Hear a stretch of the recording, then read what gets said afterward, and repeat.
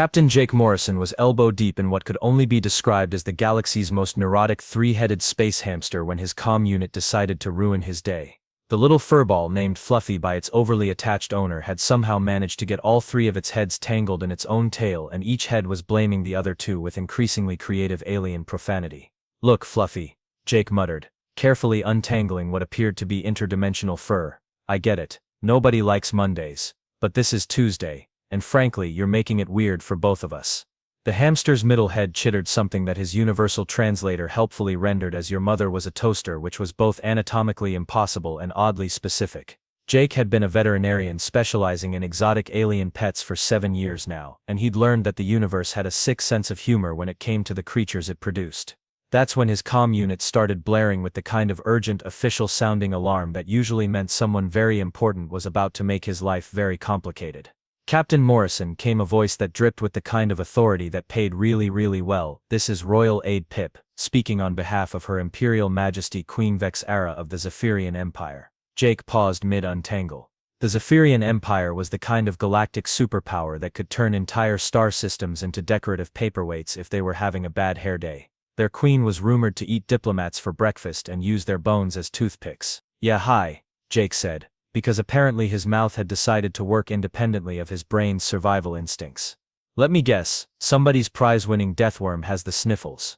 "Actually, sir," Pip continued, his voice carrying the sort of nervous tremor that suggested he was probably updating his resume in real time, "it's about Grimjaw."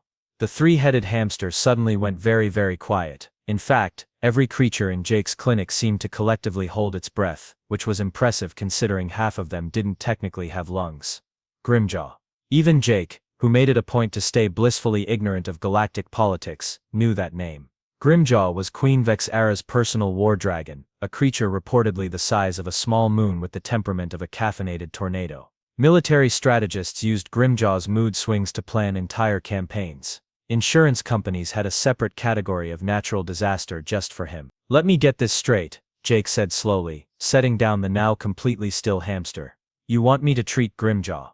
The Grimjaw, the thing that once ate an entire rebel fleet because they interrupted his nap. He's dying, Captain Morrison," Pip said, and Jake could practically hear the desperation bleeding through the comm. "The Queen has tried everything. Every specialist in the known galaxy. You're our last hope." Jake looked around his modest clinic, taking in the collection of bandaged tentacles, cone-wearing blob creatures, and one particularly judgmental-looking space parrot that seemed to be shaking its head at him. This was his life. Quiet, predictable, and remarkably free of things that could vaporize him with their morning breath. "Yeah, that's gonna be a hard pass from me, buddy," Jake said, reaching for the disconnect button. "I specialize in creatures that won't accidentally reduce me to subatomic particles if I check their reflexes wrong. Captain Morrison, please." Click. Jake turned back to the hamster, which was now staring at him with all 6 eyes in what could only be described as profound disappointment. "Don't look at me like that," he told Fluffy. "I may be stupid, but I'm not crazy." The hamster made a sound that the translator interpreted as "we'll see about that," which in hindsight, was probably the universe's way of laughing at him. Within 6 hours of Jake hanging up on Royal Aide Pip, his comm unit had turned into a highlight reel of the galaxy's most creative ways to say absolutely not. It started with Dr. Kelvin Brooks, the cybernetic veterinarian, whose chrome-plated clinic orbited the tech hub of Neo Singapore Station. "Morrison, you magnificent idiot." Brooks' voice crackled through the speakers, his robotic vocal cords somehow managing to convey both admiration and pity. "I heard about your little job offer. I don't do anything with more than 4 stomachs, 2 hearts, or the ability to breathe weapons-grade plasma. My insurance policy specifically has a no ancient death machines clause." "Wait. How did you even?" Jake started, but the line was already dead. The next call came from healer Mystique Zorla, whose crystalline form usually radiated the kind of zen calm that charged people 300 credits an hour just to be in the same room with her. Today she sounded like she'd been gargling gravel and anxiety. "Jake, sweetie," her melodic voice had taken on a distinctly strained quality. "I tried to meditate on your situation, send some good vibes into the universe for guidance. My healing crystals literally caught fire. Not metaphorically fire. Actual physical call the fire department fire. The universe is screaming do not want so loud it's setting my meditation room ablaze." "That seems like a pretty clear message," Jake admitted. The ashes spelled out Uran in 17 different languages. "I don't even know where my crystals learned Klingon." Before Jake could respond, His comm was pinging again. This time it was Professor Rita Vance from the Galactic Institute of Xenobiology, calling from her research station that studied dangerous creatures from what the scientific community politely termed a very, very safe distance. Morrison, Rita's voice carried the breathless excitement of someone who'd spent too many years around graduate students and caffeine. I heard through the academic grapevine about your career-ending opportunity. I mean, career possibly ending. Actually, let's be honest. Life possibly ending. You're really selling this, Jake said dryly. Listen, I've been studying apex predators for 20 years. I know everything there is to know about Grimjaw's species. Their anatomy, their behavioral patterns, their dietary preferences, their 47 different ways of expressing displeasure that all involve varying degrees of incineration. But here's the thing, Jake, I study them. From orbit. Through really, really good telescopes. I don't poke them with needles and ask them to say ah. The calls kept coming. Dr. Marcus Webb from the Military Veterinary Corps explained that his license specifically excluded anything that could be classified as a tactical nuclear weapon. The famous animal psychic, Madame Zelda, claimed her third eye had taken one look at the situation and promptly requested a transfer to a different dimension. Even Dr. Sarah Kovac, who specialized in treating the Titan worms of Proxima 7, sent a message that simply said, nope, in 73 different alien scripts. By the time Jake's comm unit finally stopped pinging, he'd received refusals from specialists across the galaxy. Some were polite, some were panicked, and a few were just creative ways of saying I like my molecules exactly where they are. Thank you very much. The last message came from his old mentor Dr. Elizabeth Harper, who'd taught him everything he knew about alien anatomy. Her holographic image flickered to life with the kind of parental disappointment that transcended species barriers. Jake, honey, she said, her voice carrying that special tone reserved for students who were about to do something spectacularly stupid. I taught you better than this. When the entire galactic medical community collectively decides something is a bad idea, that's usually what we call a clue. Grimjaw isn't just dangerous, he's a geological event with teeth. Please tell me you're not actually considering this. Jake stared at the pile of rejection messages accumulating in his inbox. Each one was a variation on the same theme.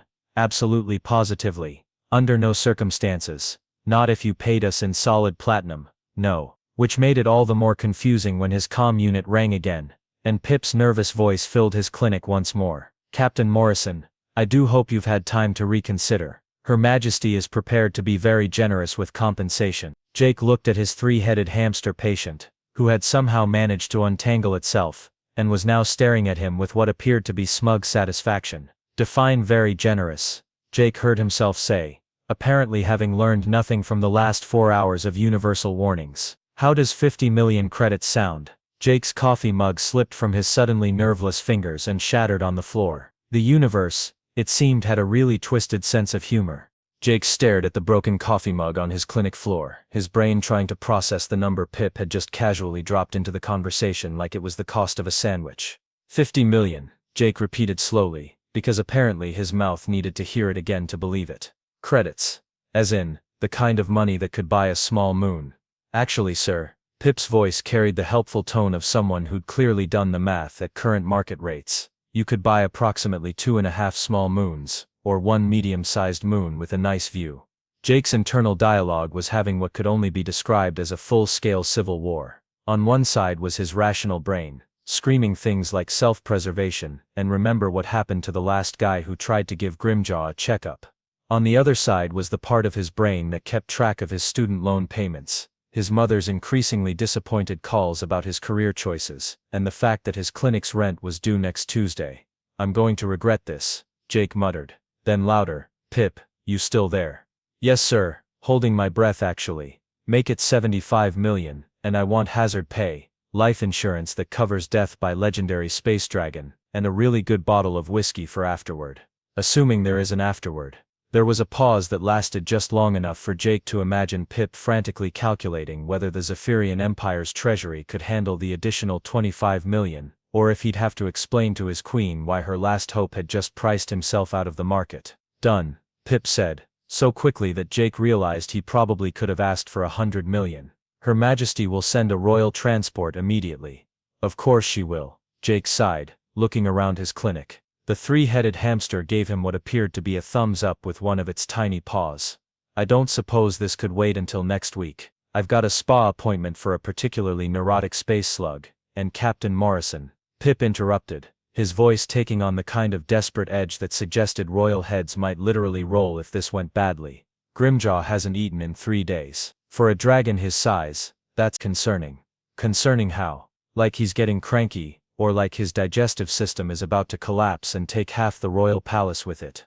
Yes, 20 minutes later, Jake found himself standing in the loading bay of the most ridiculous excuse for a spaceship he'd ever seen. The Zephyrian Royal Transport was the kind of vessel that screamed "We have more money than sense" in 17 different languages. Everything was either gold-plated, jewel-encrusted, or making soft humming sounds that probably cost more than most planets' annual budgets. Pip turned out to be a nervous bird-like alien who stood about 4 feet tall and appeared to be having a continuous anxiety attack. His feathers kept changing colors in what Jake assumed was either a natural stress response or a really unfortunate fashion choice. "Captain Morrison," Pip chirped, his feathers cycling rapidly through shades of worry. "I cannot express how grateful Her Majesty is that you've agreed to help. Grimjaw means everything to her."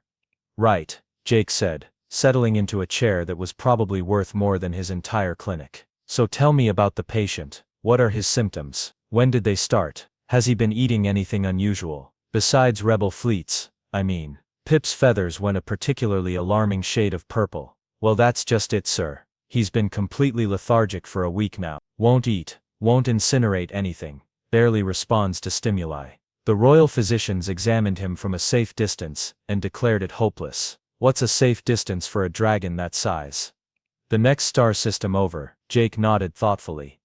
"And you're sure he's actually sick? Not just, depressed, seasonal affective disorder? Maybe he's just tired of the whole terror of the galaxies thing and wants to take up watercolors or something." "Sir," Pip said seriously, his feathers settling into a resolute shade of determination, "Grimjaw once reduced an entire pirate armada to constituent atoms because they interrupted his afternoon nap. Yesterday, a squad of maintenance droids cleaned his lair, and he didn't even open one eye." The transport shuddered slightly as they dropped out of hyperspace, and through the viewport, Jake could see the Zephyrian homeworld growing larger. It was the kind of planet that looked like someone had taken a perfectly normal world and decided to accessorize it with enough orbital defense platforms to discourage casual visitors. "There's one more thing, Captain Morrison," Pip said as they began their descent toward the royal palace. "Her Majesty wanted me to mention that Grimjaw has been, well, he's been making sounds." "What kind of sounds?" "The kind that loosely translate to 'I want my mommy' in Ancient Dragon."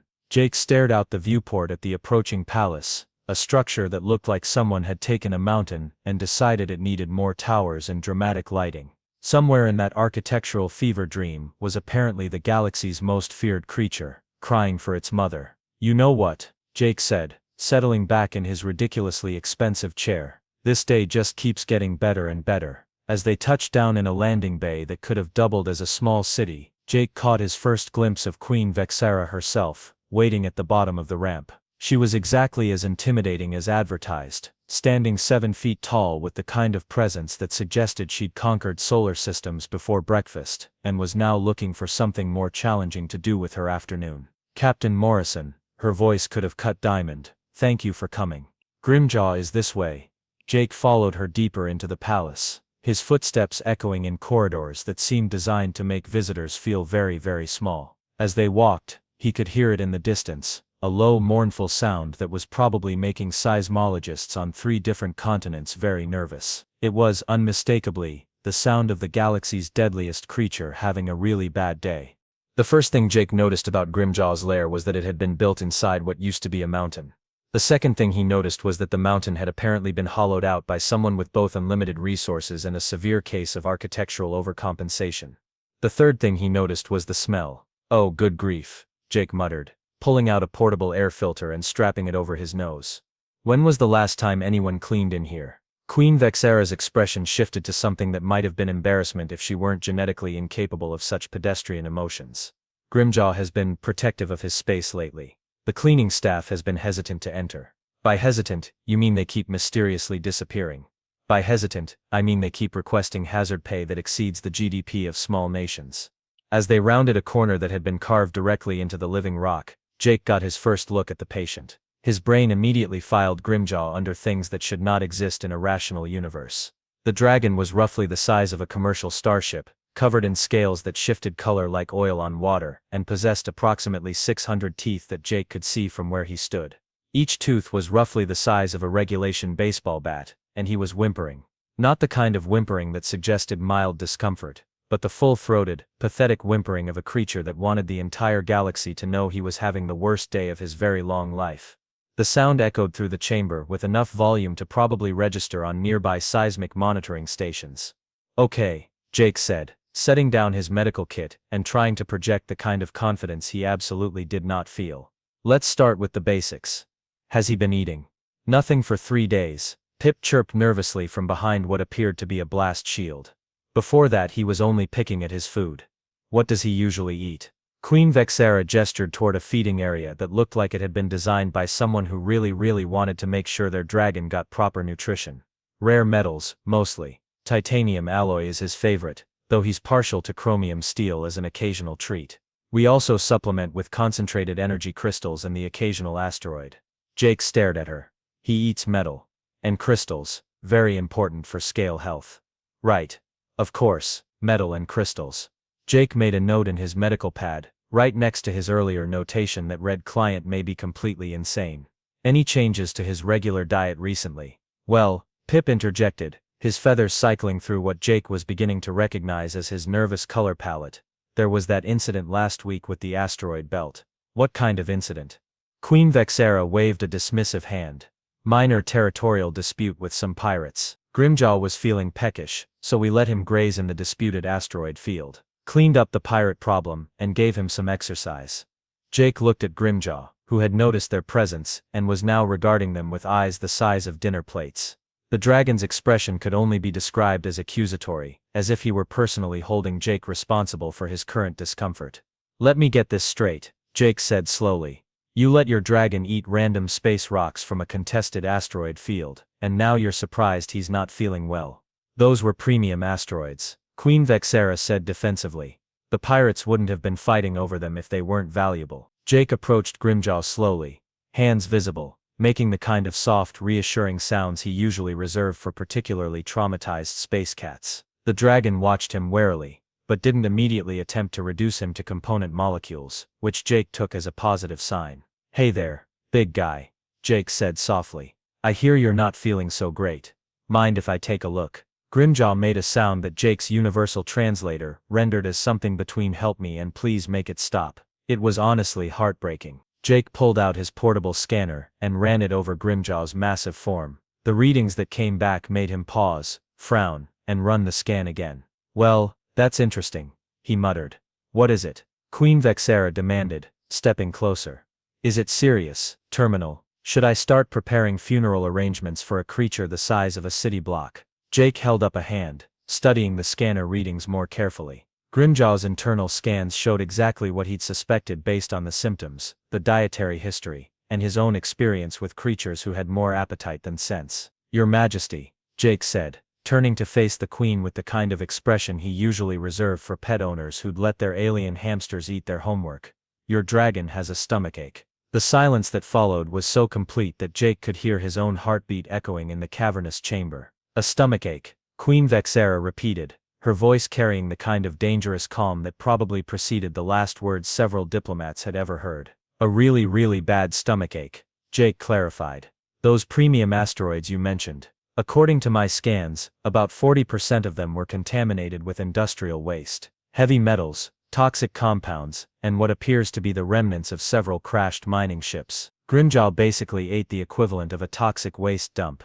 Pip made a sound that his translator helpfully rendered as "oh dear," in approximately 17 different languages. "So the terror of the galaxy," Jake continued, unable to keep the amusement out of his voice. "The creature that has toppled governments and caused grown military commanders to wet themselves, is currently incapacitated by the interstellar equivalent of food poisoning." Grimjaw, as if understanding every word, let out another pitiful whimper, and managed to look even more pathetic than a 600-ton dragon had any right to look. Queen Vexera was quiet for a long moment, processing this information. Finally, she spoke, her voice carrying a note of dangerous warning.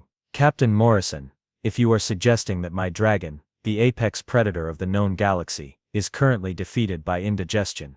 Oh, I'm not suggesting it, Jake interrupted, his medical scanner beeping happily as it confirmed his diagnosis. I'm stating it as a medical fact. The good news is, it's completely treatable.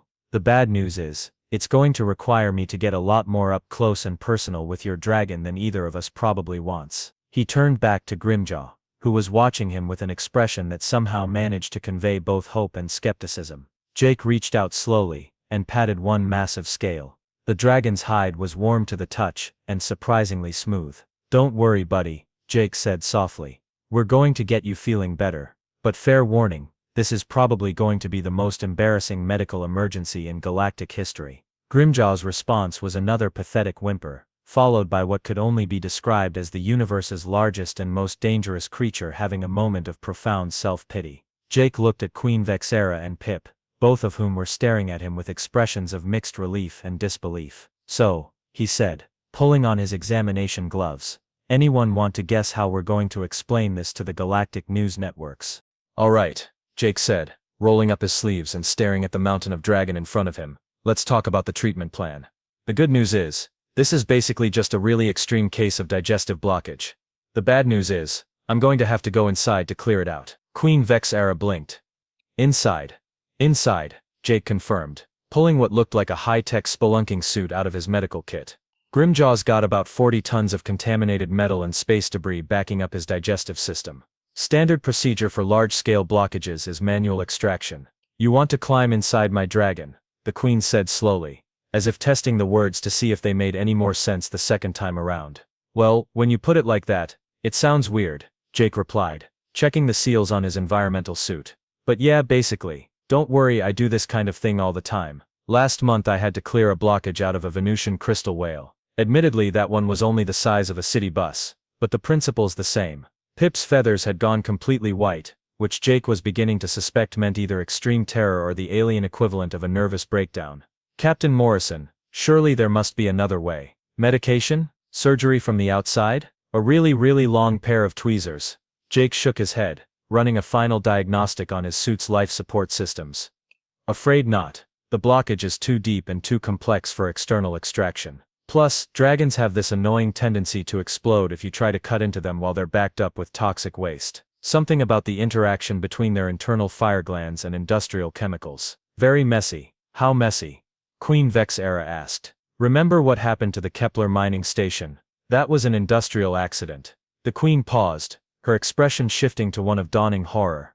That was a dragon? Dragon with a belly full of unstable isotopes and a really bad case of indigestion. The crater's still glowing. Jake approached Grimjaw, who had been following the conversation with the kind of intelligent attention that reminded everyone present that dragons were significantly smarter than most people gave them credit for. The great creature's eyes tracked Jake's movements, and when the veterinarian held up the environmental suit, Grimjaw made a sound that the universal translator rendered as, "You're going to do what now?" "Look, buddy," Jake said, patting Grimjaw's snout reassuringly.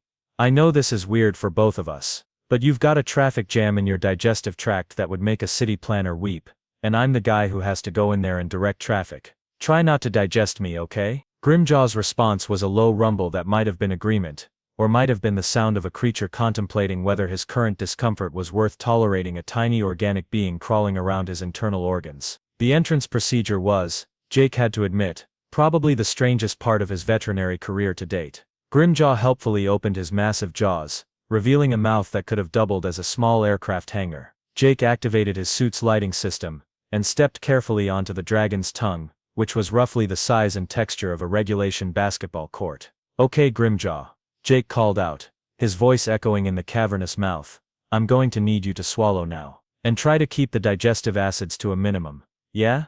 This suit is rated for hostile environments, not industrial-strength stomach acid."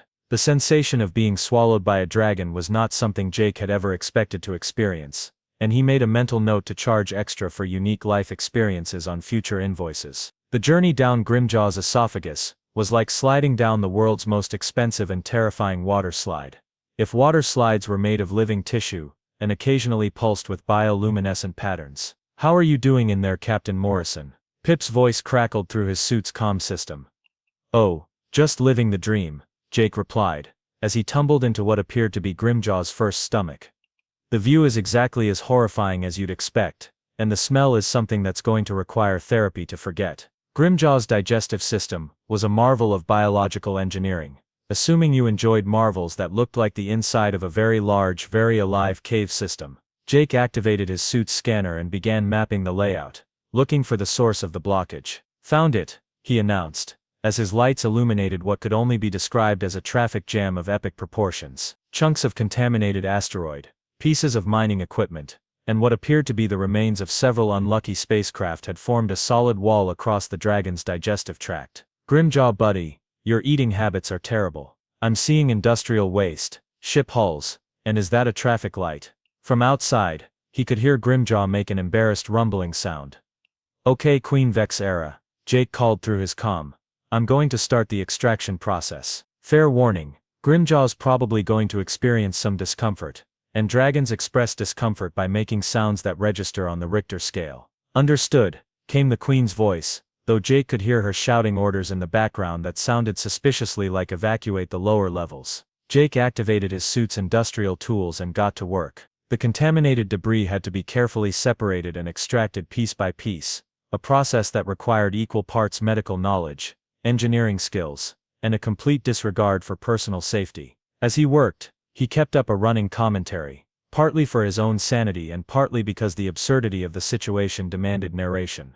Okay, that's definitely part of a mining laser, he muttered, carefully extracting a piece of equipment that was roughly the size of a small car. And this appears to be someone's lunchbox. Really hope they weren't still using it. Grimjaw's digestive system responded to the extraction process with a series of rumbles, gurgles and sounds that Jake's translator thoughtfully rendered as that tickles and please be careful in there. The dragon was, Jake had to admit, being remarkably patient about having a tiny human performing internal maintenance. You know Grimjaw, Jake said, as he worked on dislodging what appeared to be the entire engine block of a small starship. You're actually pretty well behaved for a legendary terror. Most of my patients try to bite me when I'm working on them. The response was a gentle rumble that somehow managed to convey both gratitude and mild embarrassment. How much longer, Captain Morrison? Queen Vex era's voice carried a kind of tension that suggested she was having to deal with increasingly concerned reports from her palace staff about the seismic activity. Almost done, Jake replied, extracting the last major piece of debris. Just need to clear the smaller particles and there we go. The moment the blockage cleared, Jake felt the entire digestive tract around him shift and flow as Grimjaw's system began working properly again. The dragon's relieved sigh was audible even from inside his stomach, and Jake could swear he felt the creature's whole body relax. Extraction complete, Jake announced. Grimjaw, I'm going to need you to help me get out of here now, and maybe warn everyone that you're probably going to feel a lot better very quickly. The trip back up was significantly more dignified than the trip down, mostly because Grimjaw seemed to have regained control of his bodily functions, and was able to carefully expel Jake back into the main chamber. Jake emerged from the dragon's mouth covered in dragon saliva, and looking like he'd been through a very specialized car wash. Well, he said, pulling off his helmet and wiping dragon drool from his face, that was educational. Grimjaw meanwhile was already looking significantly better. His scales had regained their lustrous sheen, his eyes were bright and alert, and he was sitting up with the kind of posture that suggested he was no longer in severe digestive distress. Queen Vex era stared at Jake, then at her dragon, then back at Jake. That's it? He's cured? Give him a few hours to fully process everything. But yeah, Jake said, packing up his equipment. He should be back to his normal terrifying self by tomorrow. Though maybe consider screening his food sources in the future. Industrial waste is not part of a balanced dragon diet. As if to prove Jake's point, Grimjaw stretched yawned in a way that revealed all 600 of his teeth, and then did something that made everyone in the chamber freeze. He purred, not the small domestic cat kind of purring, but a deep rumbling purr that resonated through the mountain, and probably registered on seismic equipment across the continent. It was the sound of a very large, very dangerous creature who was feeling much better and wanted everyone to know about it. Well, Jake said, shouldering his medical kit, I'd say that counts as a successful treatment. The next morning, Jake woke up in the most ridiculously luxurious guest quarters he'd ever seen, feeling like he'd been hit by a starship but oddly satisfied with his life choices.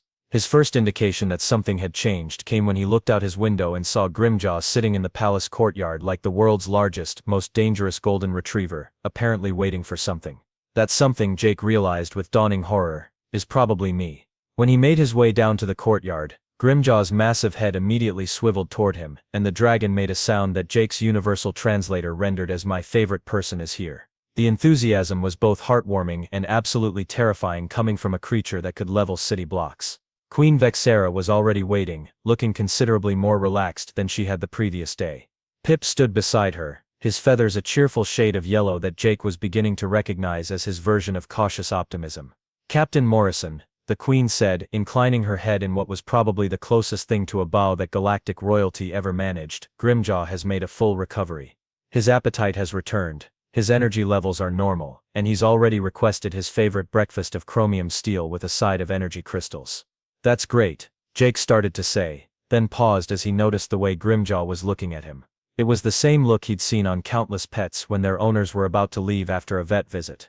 "Why do I get the feeling there's more to this conversation?" Queen Vexera exchanged a glance with Pip, who somehow managed to look nervous and excited at the same time. "Captain Morrison, there's something we need to discuss, about Grimjaw's career." "His career? As a war dragon," the Queen clarified. "You see, there's been a problem we've been dealing with for some time now. Grimjaw is without question the most powerful creature in our military arsenal. His reputation alone has prevented more conflicts than our entire diplomatic corps." Jake nodded slowly, waiting for the other shoe to drop. "However," the Queen continued, "he's also possibly the gentlest creature I've ever met. Yesterday's treatment confirmed what we've suspected for years. Grimjaw doesn't actually want to hurt anyone."